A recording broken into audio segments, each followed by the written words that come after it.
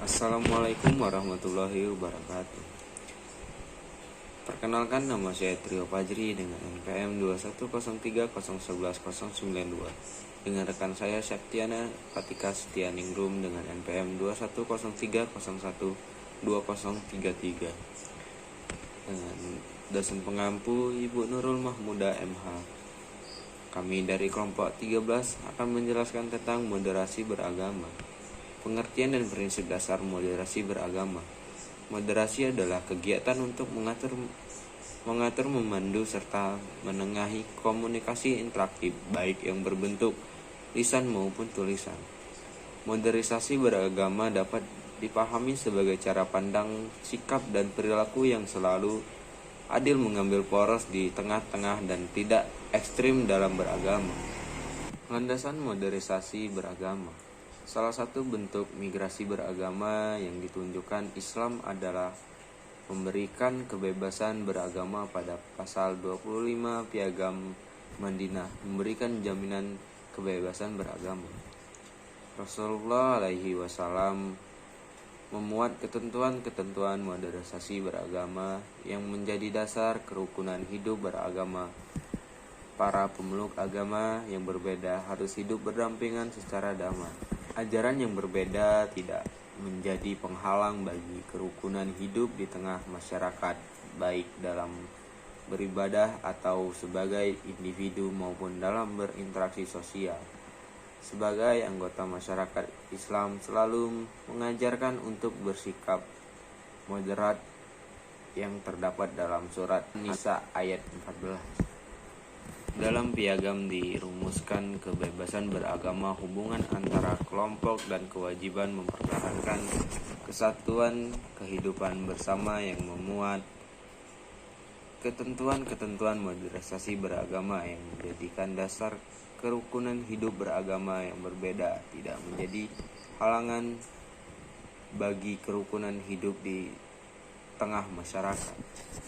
Demikian Islam dengan ajaran dianjurkan adanya untuk berukun dan berdamai dimanapun dan kapanpun. Rukun dan damai adalah salah satu wujud esensi dari moderasi beragama. Selanjutnya tentang indikator moderasi beragama yang akan disampaikan oleh rekan saya Septiana Fatika Setianingrum. Kepadanya kami persilakan. Lanjutan dari materi sebelumnya, yaitu mengenai indikator moderasi beragama. Indikator moderasi beragama sendiri meliputi seperti komitmen, yaitu sebagai kebebasan, yaitu adanya penerimaan terhadap prinsip-prinsip kebangsaan yang tertuang dalam Konstitusi Undang-Undang Dasar 1945 dan religius beragama. Yang kedua, toleransi, yaitu menghormati perbedaan dan memberi ruang orang lain untuk mengekspresikan keyakinan dan menyampaikan pendapat, menghargai kesetaraan dan sedia bekerja sama. Yang ketiga yaitu anti kekerasan,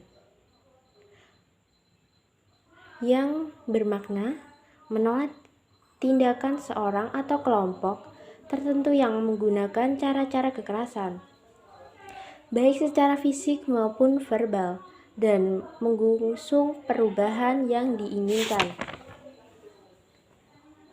Yang terakhir, perdamaian. Perdamaian menurut tradisi ramah dalam penerimaan dan tradisi berbudaya lokal yang tidak bertentangan dengan pokok ajaran agama. Itulah indikator-indikator moderasi beragama. Yang terakhir adalah posisi di antara ekstrem kiri dan ekstrem kanan. Menurut Profesor Komarudin Hidayat selaku guru besar bidang filsafat umum, pengertian moderasi beragama muncul karena adanya dua kutub ekstrem, yakni ekstrem kiri dan ekstrem kanan. Ekstrem kanan terlalu terpaku pada teks dan cenderung mengabaikan konteks. Sedangkan pada ekstrem kiri cenderung mengabaikan teks. Lalu, di manakah letak moderat itu? Jadi moderat berada di tengah-tengah, ekstrem kanan dan ekstrem kiri. Adapun contoh sikap ekstrem dalam beragama, yaitu salah satunya merusak rumah ibadah karena tidak setuju pahaman keagamaannya. Jadi yang dimoderasi di sini bukanlah agamanya, melainkan cara penganut agama dalam menjalankan agamanya. Itulah yang harus dimoderasi. Nah, itulah penjelasan mengenai moderasi beragama. Apakah teman-teman sudah paham? Baik, bila sudah paham, kami akhiri. Wassalamualaikum warahmatullahi wabarakatuh. Hey there. Subscribe to my channel. And also press this bell icon.